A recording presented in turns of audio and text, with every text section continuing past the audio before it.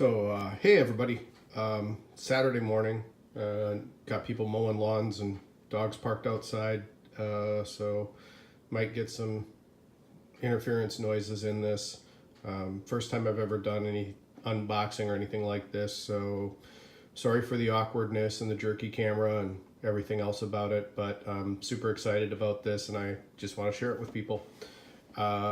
Dear friend of mine, Mrs. Jen Cook, saw this at a thrift store and knew about my love for Dungeons and Dragons and picked it up and gifted it to me last night.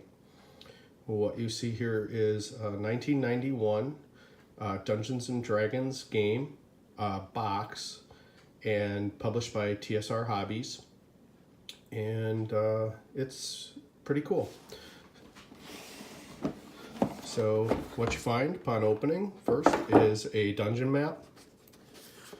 All the room features and everything already clearly marked on it. Zanzer's Dungeons. Plasticized.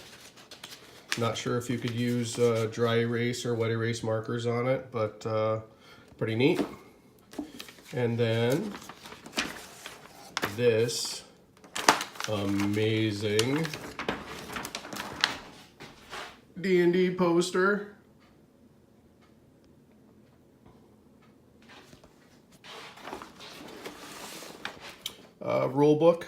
Rulebook's pretty neat.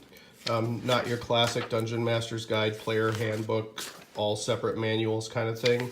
It's kind of one unified rule book for everything. I think this is, well suited for something like a truly DM-led game. Which leads us to the Dungeon Master screen. Nice little fold-out box, multi-panel, some classic stuff here like the game turns, how to manage encounters, the old classic hit roll tables, which were a bit more complicated than the game is today. Stuff about monster reactions, random encounters, missile weapons, magic user spells, cleric spells, experience, how saving throws works.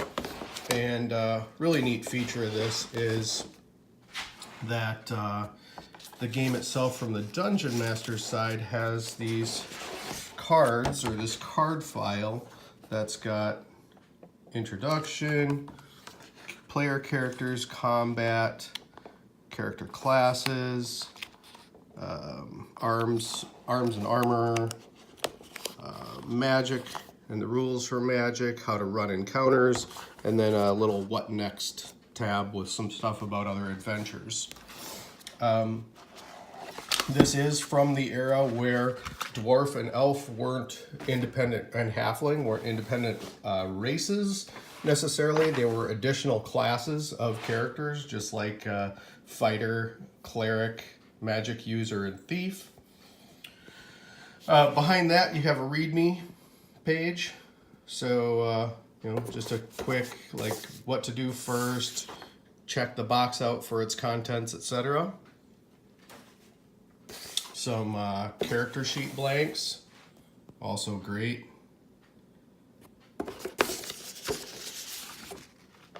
An advert for Dragon Magazine and subscription for Dungeon Adventures. Also super cool. I didn't even look at the prices of these. 3 years, 36 issues, $84. Yeah, not cheap for 1991, but really cool. Here's the next little slice of fried gold.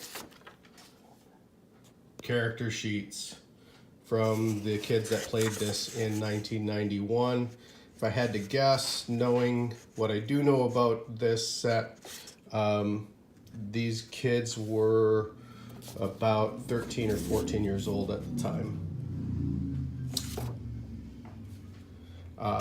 Interestingly, I did find out who some of these players were, and I've blocked their names out, just out of courtesy to them, but also because we actually, one of the player characters lost his life not too long ago, and you know, just want to be respectful there. Something else that's super cool. And look at who the DM was, Mrs. Reedy. I don't know who you are or were, but super awesome.